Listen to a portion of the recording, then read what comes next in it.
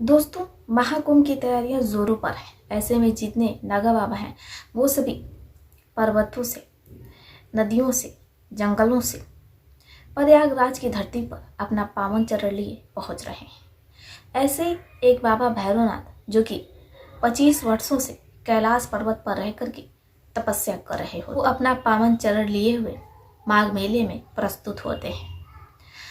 नदी के समीप वो अपना सुंदर सा डेरा लगा लेते हैं और इसके बाद वो घोर तपस्या में लीन हो जाते हैं। लेकिन एक राहगीर वहां से गुजर रहा होता है। उसे बाबा की कुटिया से तरह तरह की आवाज आ रही होती है। वो बाबा के कुटिया में झांकता है तो उसे अपनी आंखों पर विश्वास नहीं होता है, क्योंकि बाबा भैरवनाथ जो कि एक महिला के साथ संबंध बना रहे थे। उस महिला के मांग में सिंदूर लगा हुआ था। इससे ये प्रतीत हो रहा था कि महिला शादीशुदा। लेकिन अचंभे की बात यह थी कि उसका पति सब कुछ बैठ करके खामोशी से देख रहा था। भला एक पति जो अपनी पत्नी को संबंध बनाते हुए किसी गैर आदमी के साथ, किसी पराये मर्द के साथ कैसे देख सकता है? आप भी सोच में पड़ गए होंगे। लेकिन रमेश, जिसकी पत्नी उसके सामने ही बाबा के साथ गलत काम कर रही होती है, अब आप भी अचंभे में पड़ गए होंगे। हम आपको पूरी कहानी सुनाएंगे, इस रात से भी पर्दा उठाएंगे कि एक पति अपनी आंखों के सामने अपनी पत्नी के साथ संबंध कैसे बनवा सकता है। लेकिन उससे पहले हम आप लोगों से कुछ कहना चाहते हैं। हमारा चैनल नया है, आप लोगों के प्यार की, सपोर्ट की बेहद ज़रूरत है। अगर आप लोगों ने अभी तक हमारे चैनल को सब्सक्राइब नहीं किया तो कर लीजिए। दोस्तों ने अपना नाम लेने को कहा था।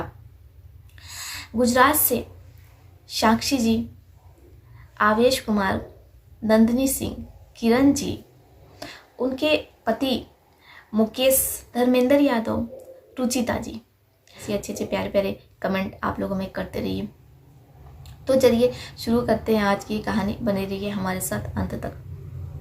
रमेश जो कपड़ा कारोबारी रहता है, रमेश के माता पिता अपने बेटे के लिए रिश्ता खोजने लगते हैं। लेकिन एक दिन अचानक रमेश की दुकान में आग लग जाती है, जिसमें दुर्भाग्यपूर्वक रमेश के माता पिता जलकर मर जाते हैं। रमेश जिस पर दुखों का पहाड़ टूट पड़ता है। अब ऐसे में रमेश को संभालने वाला कोई भी नहीं रहता है, क्योंकि रमेश की 4 बहनें रहती हैं और उन सब की शादी हो जाती है। रमेश जो बिल्कुल अकेला पड़ जाता है, उसे कुछ समझ में नहीं आता है कि वो क्या करे। अब वो उस घर में भी नहीं जाता है जहां उसके माता पिता रहते हैं। रमेश किराए का घर लेता है और वहीं पर रहने लगता है। ऐसे ही सब कुछ चल रहा होता है। रमेश का एक दोस्त रहता है जिसे रमेश की ये दुर्दशा देखी नहीं जाती है। वो रमेश से कहता है, यार तुम्हें शादी कर लेनी चाहिए। बहुत समझाने पर रमेश मान जाता है। अब सुकेश के जो परिवार वाले रहते हैं काफ़ी अच्छे रहते हैं। सुकेश की मम्मी रमेश के लिए लड़की खोजती है और उन्हें एक लड़की पसंद आ जाती है। रमेश की मंगनी सुनीता से तय हो जाती है।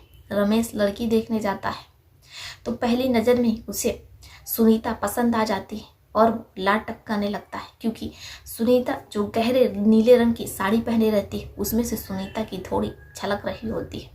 अब जो सुनीता की माँ रहती हैं वो लज्जाते हुए कहती हैं, बेटा मंगनी पर ही सुहागरात मना लोगे क्या, थोड़ा धैर्य रखो। रमेश तैयार हो जाता है। इसके बाद मंगलवार के दिन ही रमेश और सुनीता की शादी तय हो जाती है। कार्ड छप जाता है। सुकेश की माँ बड़े ही जोरों शोरों से रमेश की शादी की तैयारियों में लग जाती है। अब वो दिन भी आता है। रमेश दूल्हा बनता है। दूल्हा बन करके घोड़ी चढ़ता है। इधर सुनीता, जिसके मन में तरह तरह का ख्याल आ रहा होता है कि कुछ ही दिनों बाद उसके साथ संभोग होगा, उसके शरीर से एक एक करके पूरे कपड़े उतरेंगे। अब वो समय भी आता है। सुनीता दुल्हन बन करके बैठी रहती है। उसके कान में धूल नगाड़े की आवाज़ पड़ती है। वो जाती तो देखती है कि रमेश जो खुशी से नाच रहा है, यानी कि उसका दूल्हा। अब बाकी सारी रस्में अदा होती हैं। कुछ घंटे बाद सुनीता विदा होकर के अपने दूल्हे के यानी कि रमेश के घर पहुंचती है। सुनीता को रमेश के कमरे में बैठा दिया जाता है। सुनीता बड़ी बेसब्री से अपने दूल्हे के आने का इंतजार करती है। वो क्षण भी आता है। रमेश कमरे में आता है। सुनीता की धड़कनें तेजी से धड़कने लगती हैं। जैसे ही रमेश कमरे में आता है तो सुनीता रमेश को पकड़ करके लिपट जाती है। रमेश जो सुनीता के शरीर से एक एक करके पूरे कपड़े निकाल कर फेंक देता है, क्योंकि आज उसकी सुहागरात रहती है। अब वो पूरी रात सुनीता के साथ अपनी वासना पूरी करता है, अपनी वासना मिटाता है। अब इसके बाद सुबह हो जाती है। सुनीता जो अपनी बाकी रस्में अदा करती है। सुनीता रमेश से बहुत खुश रहती है। रमेश जो सुनीता को बिस्तर पर एकदम खुश कर देता है। अब ऐसे ही समय बीत रहा होता है, सब कुछ बढ़िया चल रहा होता है। रमेश जो अच्छे खासे पैसे कमाता है, सुनीता जो टीचर रहती है। परिवार में किसी चीज़ की कोई कमी नहीं रहती। शादी का 3 से 3.5 साल हो जाता है। अब रमेश और सुनीता में लड़ाई होने लगती है, क्योंकि सुनीता जो पेट से नहीं होती है, वो अपने पति को दोषी ठहराती है और कहती है कि तुम्हारी वजह से मैं माँ नहीं बन पा रही हूँ, मैं तुम्हें तलाक दे दूंगी। अब जब रमेश ये सुनता है तो काफ़ी ज़्यादा घबरा जाता है। वैसे उसके माता पिता उसे छोड़ करके जा चुके हैं, वो इस दुनिया में नहीं है। अब अगर उसकी पत्नी भी उसे छोड़कर चली जाएगी तो फिर वो बिल्कुल अकेला हो जाएगा। इसलिए रमेश बहुत ज़्यादा डर जाता है और वो अपनी पत्नी से कहता है कि देखिए, हम पूरी कोशिश करते हैं कि आप माँ बन जाए, लेकिन शायद मेरे भाग में ये नहीं है। अब सुनीता जो अड़ जाती है और कहती है अगर आपके भाग में नहीं है पिता बनना, लेकिन मेरे भाग में तो माँ बनना है, इसलिए मैं आपसे तलाक ले रही हूँ। अब रमेश को कुछ समझ में नहीं आता है कि वो करे तो क्या करे।